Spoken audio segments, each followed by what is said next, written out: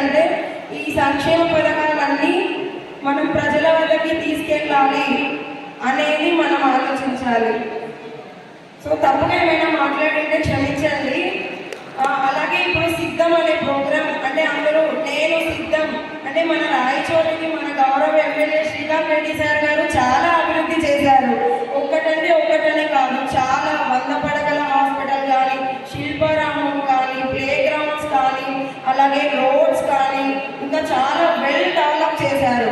మెయిన్గా మనకి డిస్ట్రిక్ట్, మనకి అన్నమయ్య డిస్ట్రిక్ట్ అనే పేరు తీసుకొచ్చారు మనకి ఎమ్మెల్యే శ్రీకాంత్ రెడ్డి సార్ గారు. Thank you so much sir for giving that district